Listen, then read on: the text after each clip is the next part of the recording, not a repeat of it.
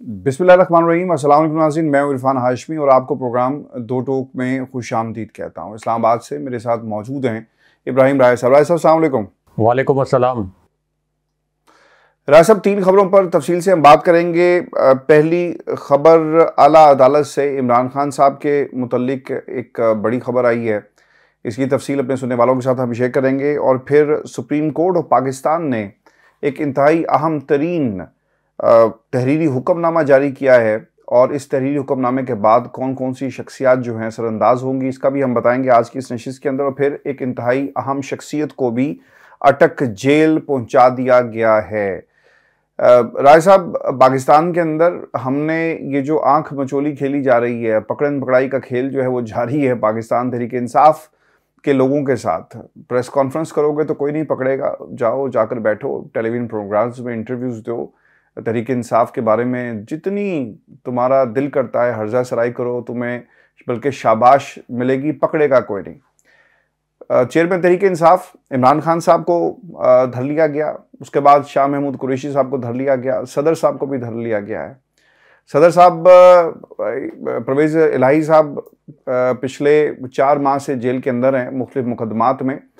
कभी इन्हें anti corruption पकड़ती है, कभी FIA और फिर नैब वाले भी जो हैं वो भी अपना हिस्सा डालने के लिए अदालत के अंदर और अदालत के बाहर जो है वो पाए जाते हैं। राय साहब, हुआ ये है कि इनकी दरख्वास्त को लेकर ना इनके वकला जो थे वो हाई कोर्ट गए और हाई कोर्ट के जज हैं जस्टिस अमजद रफ़ीक साहब, उन्होंने परवेज़ इलाही साहब की रिहाई का हुक्म दिया।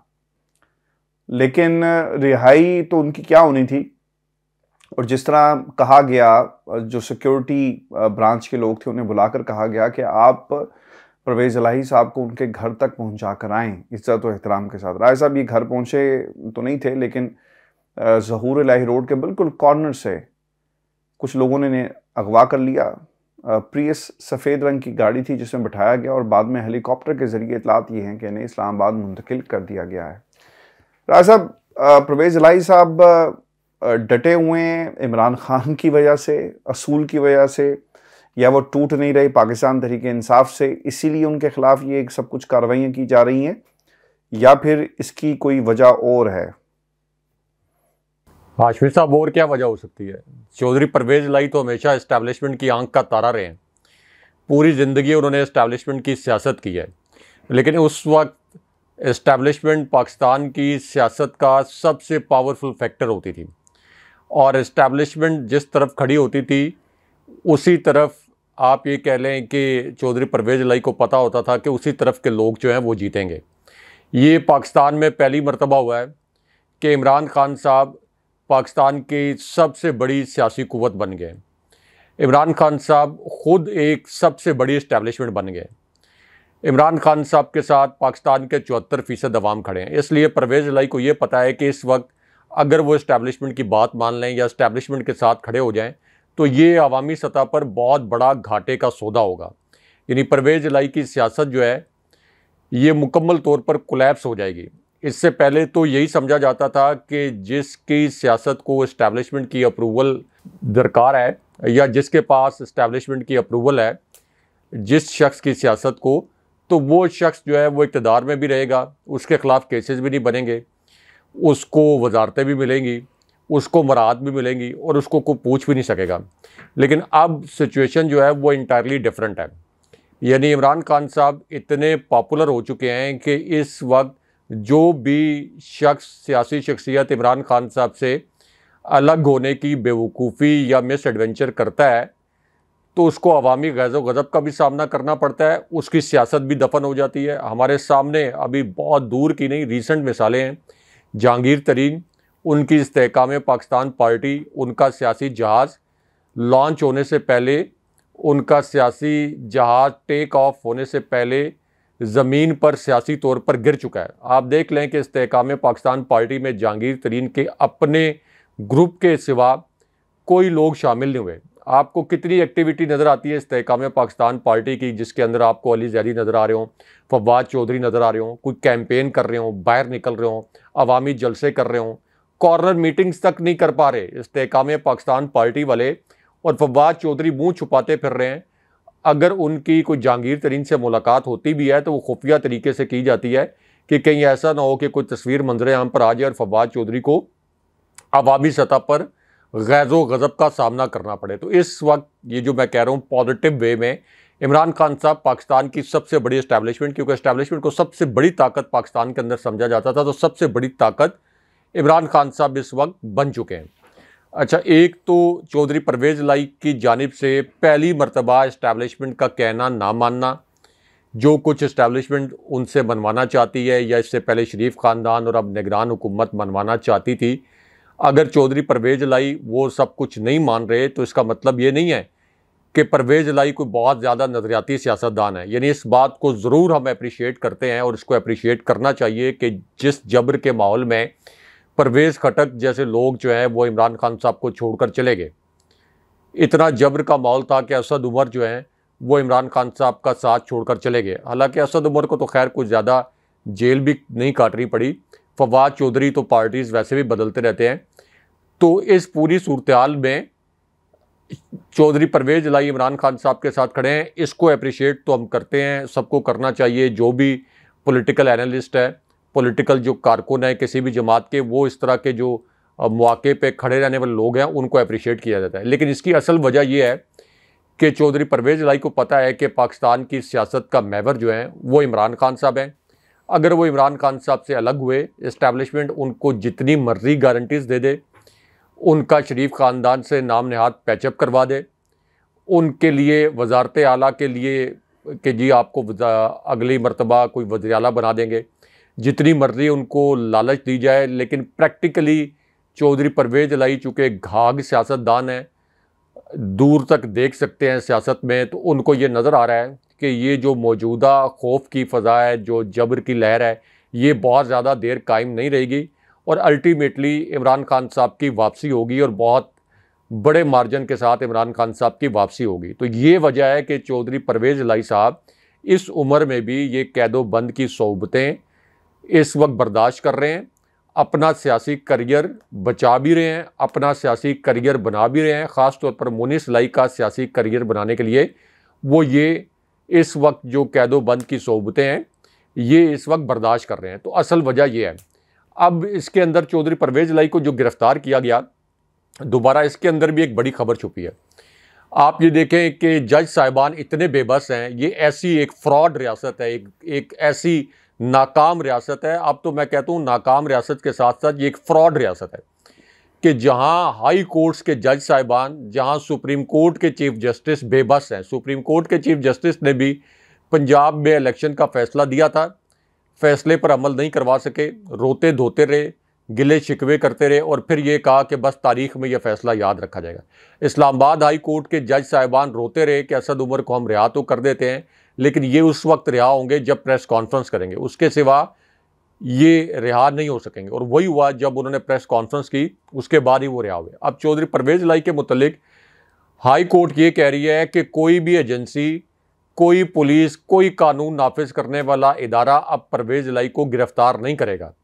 उसके बावजूद आप देखें कि ये नाम नहाद MPO के तहत 30 दिन के लिए उनको गिरफ़्तार किया गया, यानी अदालती अहकामात की धज्जियाँ उड़ाई गई। अब दोबारा अदालत नोटिस लेगी, कोई अदालत को जवाब नहीं देगा।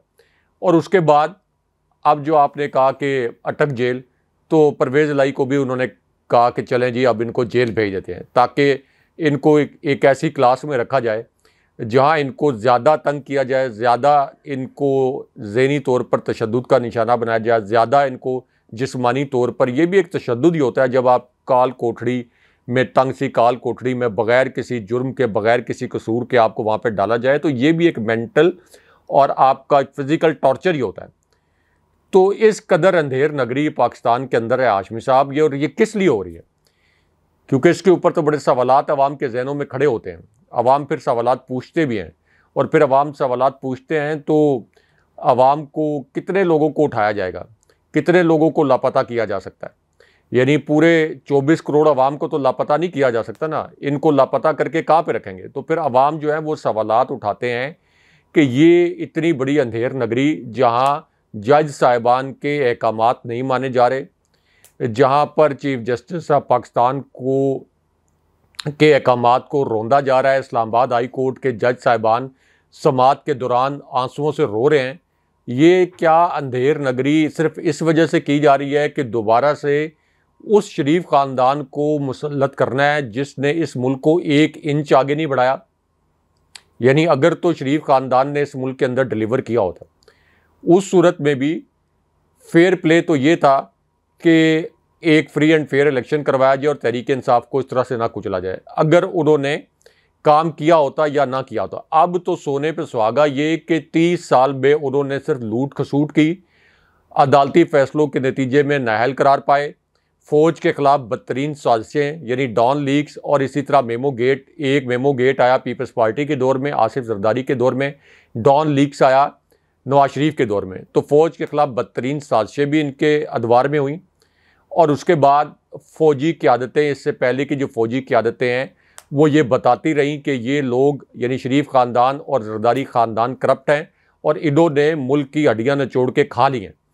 और ये बात बिल्कुल दुरुस्त भी है। आप देख लें कि 75 साल के बाद भी आज भी ये मुल्क जो है बद से बदतर हालात में जा रहा है। हाशमी साहब, पाकिस्तान के अंदर से 21वें 22वें ग्रेड के ऑफिसर जो अभी रिटायर हुए हैं, जिनके पास करोड़ों रुपए की जायदादें भी हैं, मेजर जनरल लेवल के लोग जो रिटायर हुए हैं और अच्छे खासे आप ये कह लें कि खुशहाल लोग हैं, कारोबारी लोग जिनका अच्छा खासा कारोबार इससे पहले चल रहा था और खुशहाल तबके, वो डेस्परेट हैं कि इस वक्त पाकिस्तान को छोड़ जाएं। उन्हें पता है कि पाकिस्तान ने नहीं चलना। ये जो अंधेर नगरी मची हुई है यहाँ पे, पाकिस्तान ने 1 इंच आगे नहीं बढ़ना। ये शरीफ ख़ानदान को ये मुल्क मुफ्त में बेच दिया गया है, शरीफ ख़ानदान के हाथों गिरवी रख दिया गया है मुफ्त में। तो मुल्क तो आगे नहीं बढ़ना। 24 करोड़ आवाम को क्या करेंगे आप? बहिरार में फेंकेंगे, इनको कतार में खड़े करके गोलियां मारेंगे या क्या करेंगे? आप देख लें कि पेट्रोल की कीमत किधर चली गई है। 400 रुपये से ऊपर आपका पाउंड चला गया है। इंटर बैंक में डॉलर आपका कहाँ गया और ओपन मार्केट में तो मिल ही नहीं रहा। लोग खुदकुशियां करने पर मजबूर हो गए हैं। लेकिन उसके बावजूद वो शरीफ ख़ानदान जो कि इस मुल्क को इन हालात तक लेके आया है पिछले 15 महीने में जो लेके आया है, उन्हीं को मुसल्लत रखने के लिए इस कदर अंधेर नगरी भी मचाई जाए कि अदालतों को भी रौंद दिया जाए, तो इसकी कोई मंतक समझ नहीं आती। वे आउट क्या है? वे आउट यही है कि बर वक्त election, free and fair election. Free and fair election में ये करप्ट टोला भी, जिसको अदालतों ने, ये मैंने या आपने करप्ट नहीं कहा था, अदालतों ने मफरूर, इश्तिहारी और करप्ट कहा था, अगर ये आ जाए वापस इक़्तिदार में तो बिल्कुल ठीक है। इनको सपोर्ट इस्टेब्लिशमेंट को भी करनी चाहिए और उसके बाद इनके ख़िलाफ़ ये नहीं है कि फौरी तौर पर कोई एहतजाजी मुजाहरे शुरू हो जाएं, यानी जब तक कोई कॉज ना हो मुजाहरों की, और एक स्टेबिलिटी आनी चाहिए मुल्क के अंदर। लेकिन ये आप मेरी बात लिख के रख लें, बहुत लोग हमारे नाराज़ होते हैं, मुझ पर बड़ी तनकीद भी करते हैं जब मैं ये कहता हूँ कि ये जो लोग जज्बाती कहते हैं कि पाकिस्तान रहती दुनिया तक कायम रहने के लिए बना है। और भाई 24 साल के अंदर पाकिस्तान टूट गया था। 1947 में बना था, 1971 में टूट गया था। तो ये जज्बातीपन के जी रहती दुनिया के लिए बना है, ये कोई रहती दुनिया के लिए नहीं बना। ये आपने डिसाइड करना होता है कि आपका मुल्क किधर जाएगा। ये आपके जो फैसला साज इदारे हैं उन्होंने डिसाइड करना होता है और आवाम ने भी डिसाइड करना होता है। आवाम जब ये देखते हैं कि इस कदर अंधेर नगरी है तो वो अपने हकूक़ के लिए खुद बाहर आ जाते हैं। तो खुदा न खास्ता कोई भी पाकिस्तानी तो नहीं चाहता कि 1971 जैसे हालात पैदा हों। इमरान खान साहब ने भी कहा कि कोई भी पाकिस्तानी नहीं चाहता कि वो अपनी फ़ौज को तकसीम करे। कोई पाकिस्तानी कभी नहीं चाहेगा कि फ़ौज कमज़ोर हो। कोई पाकिस्तानी नहीं चाहेगा कि फ़ौज से किसी किस्म का सवाल हो और कोई पेचीदा सूरत पैदा हो आवाम में, इस्टेब्लिशमेंट में। तो इमरान खान साहब के साथ तो 74% लोग खड़े हैं। लेकिन आप देखें कि परवेज़ इलाही के साथ जो कुछ हो रहा है, जो कुछ इमरान खान साहब के साथ हो रहा है, इसके अलावा जो PTI के रहनुमाओं के साथ हुआ, उनकी ख़वातीन के साथ हुआ, रात को छापे मार के उनकी ख़वातीन को हरासा किया गया, उस्मान डार की जो घर की ख़वातीन हैं उनके साथ जो कुछ हुआ, तो क्या ये किसी रियासत में इस तरह की चीज़ें काबिल कबूल होती हैं? इस तरह की चीज़ें तो जंगली माशरों में भी काबिल कबूल नहीं होती। तो क्या ऑप्शन है पाकिस्तानियों के पास? आपने क्या ऑप्शन छोड़े? लोग खुदकुशियाँ कर रहे हैं। जिसकी तनख्वाह हाशमी साहब 40,000 रुपये है, उसका 60-60 हज़ार रुपये बिजली का बिल आ रहा है। तो शरीफ ख़ानदान को और मरियम नवाज़ को क्या परवाह है? इनकी तो खरबों रुपए की जायदादें हैं। मैं आपको लिख के देता हूं कि मरियम नवाज ने, शहबाज शरीफ ने आज तक ये नहीं देखा होगा कि उनका बिजली का बिल कितना आता है। आज तक इन्होंने खुद ये नहीं देखा होगा कि आटे दाल का भाव क्या है। तो इनको क्या परवाह है, जरदारी खानदान को क्या परवाह है? असल में तो पिस रहे हैं पाकिस्तानी अवाम, और इनको मुसल्लत करने के लिए इतनी बड़ी अंधेर नगरी हो रही है। इसलिए ये बार बार हमारा व्यूअर जो है वो हमसे नाराज होता है। साफी का काम होता है तल्ख हकाइक सामने लाना। मुझे नहीं लगता कि ये पाकिस्तान जो है खुदा न खास्ता इन हालात में सर्वाइव कर पाएगा। ये जो लोग कहते हैं कि रहती दुनिया के लिए, कायम रहने के लिए बना है, ये कोई ख्वाबों की दुनिया में रहते हैं। मुतालिया पाकिस्तान से मुतासिर हैं, जो कि हमारे सिलेबस में ज़बरदस्ती, जिसके अंदर कुछ चीज़ों को शामिल किया गया ताकि आपकी ब्रेन वाशिंग की जाए। यानी आप प्राइमरी स्कूल से आपकी ब्रेन वाशिंग की जाती है। तो जो लोग ये मुतालिया पाकिस्तान से मुतासिर हैं, ये सिर्फ वही लोग कहते हैं। असल में आप बाहर निकलें। मैं बतौर साफ़ी बाहर जाता हूँ, और बाकी जो साफ़ी हैं जो बाहर जाते हैं, आवाम की नब्ज़ पर हाथ रखते हैं, देखें कि किस किस्म का लावा पक रहा है आवाम के अंदर। आप हाशमी साहब अंदाज़ा लगाएं कि जो आपके मीटर रीडर आते हैं उन बेचारों को तो कोई कसूर नहीं। बिजली के मीटर रीडर जो बिल्स आपके घरों में फेंकने आते हैं, लोग इस कदर मुश्तइल हैं कि उनके ऊपर तशद्दुद हो रहा है। कई वाक़यात हुए हैं जहाँ लोगों ने उनको मारा है। अब वो ये बेचारे ये कर रहे हैं कि करीबी दुकानों के ऊपर बिल फेंक कर भाग जाते हैं, करीबी होटल्स में बिजली के बिल फेंक कर भाग जाते हैं। तो क्या करें पाकिस्तानी, क्या करें? खुद को आग लगा लें? क्या करें? तो कोई वजह तो हो ना कि शरीफ खानदान को दोबारा अगर मुसल्लत करना है तो उसकी कोई वजह तो हो ना कि उन्होंने कोई 1 इंच आगे बढ़ाया है। एक मैं फिगर जल्दी से दे दूं, लोग कहते हैं, रिपीट करते हैं। इमरान खान साहब के दौर में पेट्रोल की प्राइस क्या थी, अभी क्या है? इमरान खान साहब के दौर में जब रजीम चेंज ऑपरेशन हुआ तो 5.97% ग्रोथ रेट था, 5.9%, और ये 0.2% के ऊपर इसको लेके आए हैं। 1% के ऊपर भी नहीं, 2% आलमी बैंक ने प्रिडिक्ट की थी। 16 अरब डॉलर के इमरान खान साहब जो हैं वो फॉरेन रिजर्व छोड़ के गए थे।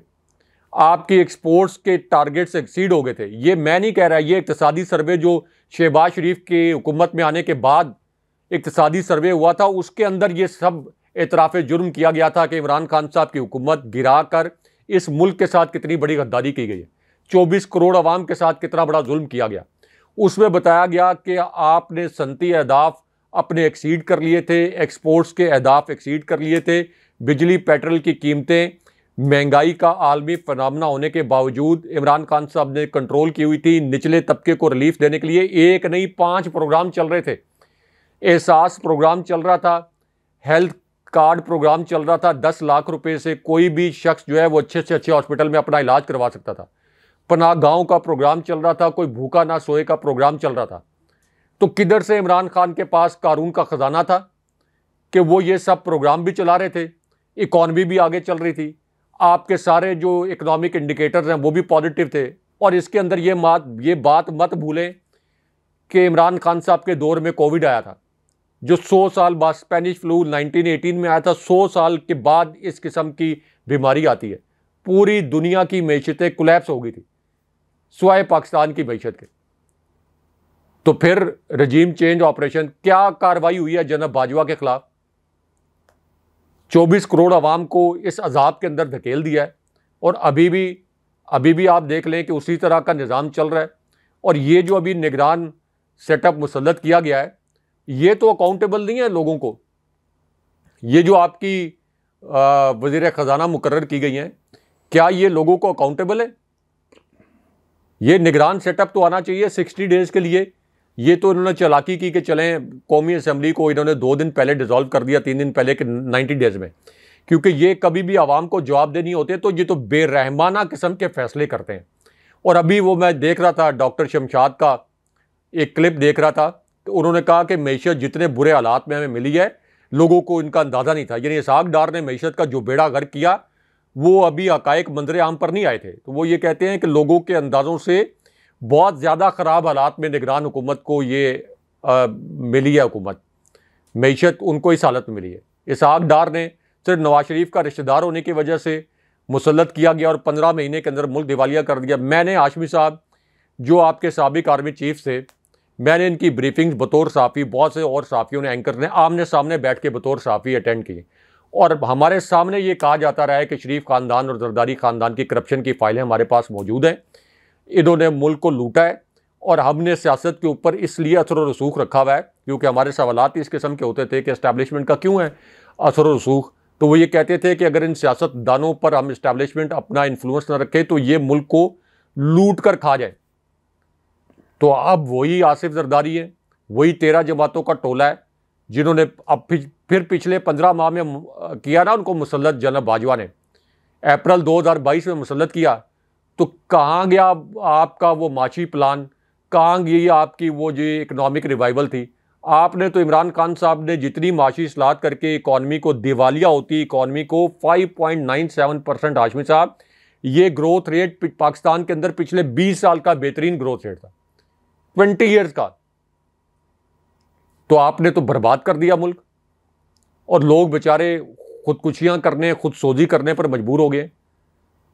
पूरी दुनिया के अंदर ये एक स्टैंडर्ड फार्मूला है पूरी दुनिया के अंदर कि जब इस किस्म के क्राइसिस में मुल्क हो, अगर इलेक्शन ड्यू भी ना हो, यहां तो इलेक्शन ड्यू है नहीं कराया जा रहा, पंजाब इलेक्शन ड्यू था नहीं कराया गया, कौमी असेंबली का ड्यू था नवंबर में नहीं कराया जा रहा, तो पूरी दुनिया में अगर इलेक्शन ड्यू भी ना हो तो इस किस्म का क्राइसिस आ जाए तो अर्ली इलेक्शन हो जाते हैं ताकि इकॉनमी स्टेबल हो, लोगों का एतमाद आए, इन्वेस्टर का एतमाद आए, आपका जो कारोबारी तबका है उसका हुकूमत के ऊपर एतमाद आए। लेकिन यहाँ पर 24 करोड़ आवाम को एक तरफ रखकर सिर्फ शरीफ ख़ानदान को दोबारा मुसल्लत करने के लिए सारी एक्सरसाइज की जा रही है। राय साहब, पाकिस्तान तहरीक इंसाफ अदालत का दरवाज़ा खटखटाती है इसलिए कि जो अटक जेल के अंदर खसूसी अदालत लगाई गई है ये एक तरह से गैर आइनी है, गैर कानूनी है, और इसे चैलेंज कर दिया गया है क्योंकि इमरान खान को सज़ा, आपने जो जुडिशल रिमांड किया वो एक तरह से सज़ा ही था जो उनको बताया नहीं गया, और जिस्मानी रिमांड नहीं लिया गया, और फिर अब ये स्टेटमेंट जारी कर दिया गया है जो फैसले का हिस्सा बनाया गया है। स्टेटमेंट थी एक तरह से, फैसला कम स्टेटमेंट ज़्यादा थी कि क्योंकि इमरान खान की ज़िंदगी को ख़तरा है लिहाजा उन्हें हाज़िरी से इस्तिस्ना दिया गया और अटक जेल के अंदर उनकी जान जो है वो ज़्यादा महफूज है, इसीलिए हम कार्रवाई यहीं पे करेंगे। पाकिस्तान तहरीक इंसाफ अदालत पहुंची, कुछ एतराज़ात लगाए गए, लेकिन अब इन एतराज़ात को दूर कर दिया गया है और इसकी बाकायदा समाअत भी होगी, देखेंगे कि फ़ैसला वहाँ से क्या आता है। हैविंग सेड दैट, राय साहब, सुप्रीम कोर्ट ऑफ पाकिस्तान भी हमें जाते जाते थोड़ी सी एक्टिव नज़र आई, सोया हुआ महल थोड़ा सा जागा, और जो उमरता बंदयाल हैं उन्होंने नैब तरमीम के हवाले से जो दरख्वास्त इमरान खान साहब की है इस पर उन्होंने कहा कि हम इसे आज ख़त्म करना चाहते हैं और फिर अब फैसले का इंतज़ार जो है वो किया जा रहा है। सबसे जो हाईलाइट रहा ना राय साहब इसमें नैब तरमीम के फ़ायदा किस किस ने उठाया, बड़े बड़े नाम है राय साहब इसमें। आसिफ अली जरदारी जो मुल्क से भाग गए हैं, कहा गया कि शायद वो दुबई में मौजूद हैं, फिर इसके साथ साथ शाहिद खाकान अब्बासी साहब को फ़ायदा पहुंचा। मरीम नवाज़ रमज़ान शुगर मिल में आपको याद होगा नैब पहुंचती है अदालत में और कहती है कि जनाब उनके कवानीन बदल गए लिहाजा अब हम इस केस में हमें कोई इंटरेस्ट नहीं रहा। तो राय साहब ये सियासतदान हैं जिनके बारे में एजाजुल हसन साहब के रिमार्क्स थे कि ये इनकम्प्लीट आपने जमा करवाई है लिस्ट, अभी इसमें और लोग भी शामिल हैं जिन्होंने फ़ायदा उठाया है। अनवर खुर्शीद, अनवर जमाली, मंजूर कादर काका, अनवर मजीद। अच्छा, ये मुझे ऐसा लगता है कि ये वो लोग नाम थे जो दिए गए सुप्रीम कोर्ट को, जानबूझकर मरीम का नाम और बाकी लोगों के नाम निकाले गए कि जो पीपल्स पार्टी है आजकल वैसे नहीं मान रही और ज़्यादा जज्बाती आजकल बयानात जो उनकी तरफ से दिए जा रहे हैं, और फिर दूसरी तरफ जो है शाहिद खाकान अब्बासी साहब, उनका एक अपना स्टेचर है, अलग दुनिया में वो रहते हैं। तो नाम सिर्फ इन्हीं लोगों के सामने आए, बाकी लोगों के सामने नहीं आए। आपको लगता है कि कोई बड़ा फैसला आने वाला है राय साहब? नैब तरामीम रिवर्स हुई तो ये सब के लोग, सब के सब जो हैं, ये टोला जो है ये सड़क पर आ जाएगा क्योंकि हर जमात ने फ़ायदा उठाया है इन तरामीम से। अवाम के दरमियान जाकर ये कहते हैं कि देखो हम सुरखरू हो गए, लेकिन असल कवानीन बदल कर इन्होंने फ़ायदे उठाए हैं। राय साहब देखिए, मरियम नवाज़ भी इन्हीं में शामिल हैं जिन्होंने नैब कवानीन में तरमीम से फ़ायदा उठाया और उनको नैब कवानीन में तरमीम की वजह से एक जाली रिलीफ मिला है। दूसरा, क्या चीफ जस्टिस साहब और सुप्रीम कोर्ट जो है ये नैब कवानीन में जो तरमीम की गई थी इनको रिवर्स करेंगे? क्योंकि इसके अंदर एक आप ये देख लें कि जस्टिस मंसूर के किस किस्म के रिमार्क्स आ रहे हैं। वो बार बार यानी पता चलता है कि बड़े टारगेटेड किस्म के रिमार्क्स हैं और बार बार ये कह रहे हैं कि इस मामले को आने वाली पार्लियामेंट पर छोड़ दिया जाए। यानी उनका ख्याल है कि किसी तरीके से बस चीफ जस्टिस साहब रिटायर हों, चीफ जस्टिस बंदयाल साहब, और ये मामला जिन करप्ट लोगों को अरबों खरबों रुपए की चोरी में, जिसके मुतल्लिक चीफ जस्टिस ने बड़े मानीखेज रिमार्क्स दिए, जिनमें इमरान खान साहब के मुतल्लिक रिमार्क्स भी थे। उन्होंने कहा कि नैब कवानीन में तब्दीली करके अरबों रुपए की चोरी को साबित करना नामुमकिन बना दिया गया है। कवानीन की शक्ल इस तरीके से तब्दील की गई है कि अरबों खरबों रुपए की चोरी करके सालसी के नाम पर, यानी आप सालसी के नाम पर अरबों खरबों चोरी करके सज़ा से बच सकते हैं। उसके बाद उन्होंने कहा कि कुछ जराइम की इन कवानीन में तरमीम करके उनकी हैयत तब्दील कर दी गई है, यानी संगीन जराइम को आम जराइम में बदल दिया गया है। उसके बाद इसी किस्म की हियरिंग में मैंने ये भी सुना कि चीफ जस्टिस साहब ने कहा कि ये भी देखना है कि इस वक्त किसको टारगेट किया जा रहा है और उस टारगेट को कितने अरसे जेल में रखना है, यानी इमरान खान साहब के मुतल्लिक उन्होंने ये बात भी की।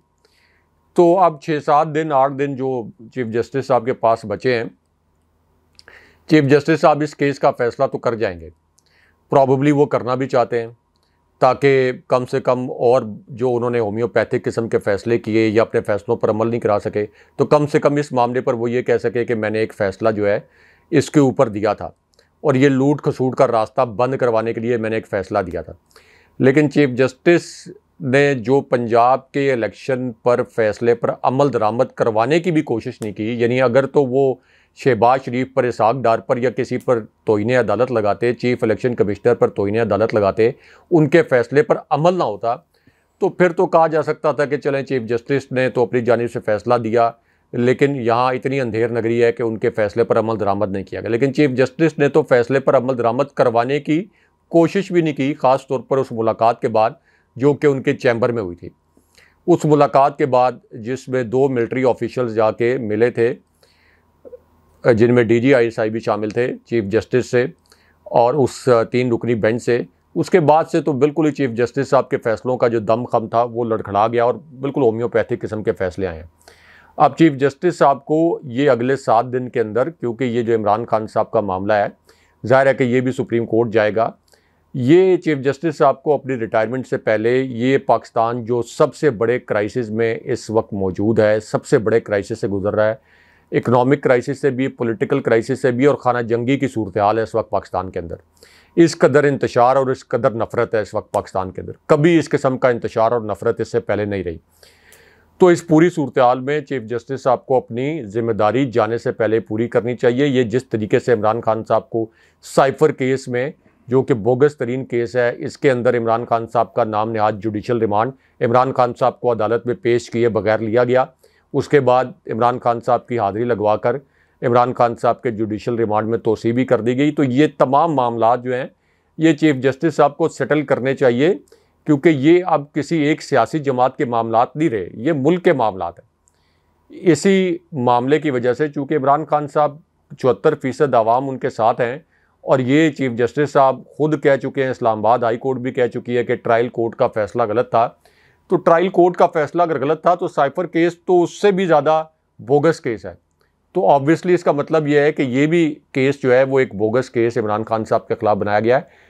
तो असूलन तो अगर अदालतें आज़ाद होती तो चीफ जस्टिस साहब जाने से पहले पहले ये तमाम जो मुकदमे हैं ये टेकअप करते हैं, लेकिन मुझे लगता नहीं है कि इमरान खान साहब के मुकदमे में जिस किस्म के पैगामात एलिजिडली उनको पहुँचाए गए होंगे, जो कि 75 साल से जब भी इस तरह के मुकदमात होते हैं, किसी के ख़िलाफ़ मुकदमात को आगे तूल देना होता है, चलाना होता है, तो जिस किस्म के पैगामात अदलिया को भिजवाए जाते रहे हैं और उसके बाद अदलिया जिस तरीके से ग़ुलामाना किरदार अदा करती रही है, ये जो अल्फाज इस्तेमाल होते हैं कि उज़्मा और अदलिया, यानी अदालत उज़्मा और अदलिया, ये आपकी आलिया, यानी जी हाई कोर्ट्स को आलिया, अदालत आलिया, और सुप्रीम कोर्ट को अदालत उज़्मा। तो उज़्मा और आलिया के मुतल्लिक ये जो अल्फाज इस्तेमाल होते हैं कि इन्होंने हमेशा सबमिसिव रोल प्ले किया है, तो मुझे नहीं लगता कि ये कोई ऐसा एग्रेसिव मेरिट के ऊपर फ़ैसला देंगे। चीफ जस्टिस साहब जाने से पहले, और ज़ाहिर है नहीं देंगे फ़ैसला तो फिर तारीख इनको जज करेगी। ऑलरेडी इनको जज किया जा रहा है, जिस किस्म का इन्होंने पंजाब इलेक्शन में फ़ैसला देकर उसके ऊपर अमल दरामद नहीं करवाया। लेकिन बहरहाल चलें, कम से कम रिमार्क्स तो आ रहे हैं लोगों को थोड़ा सा इत्मीनान दिलाने के लिए कि चलें, चीफ जस्टिस साहब कहते हैं कि आइन की खिलाफ वर्जी हुई तो हम मुदाखलत करेंगे। और कौन सी आइन की खिलाफ वर्जी होगी हाशमी साहब? पंजाब में इलेक्शन आपके हुक्मनामे के बावजूद नहीं कराए गए, और कौन सी आइन की खिलाफ वर्जी होगी?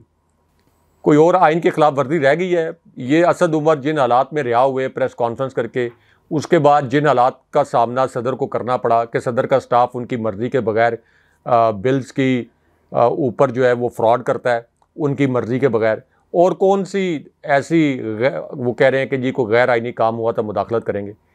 गैर आइनी काम हो रहे हैं, आइनी तो एक भी काम नहीं हो रहा।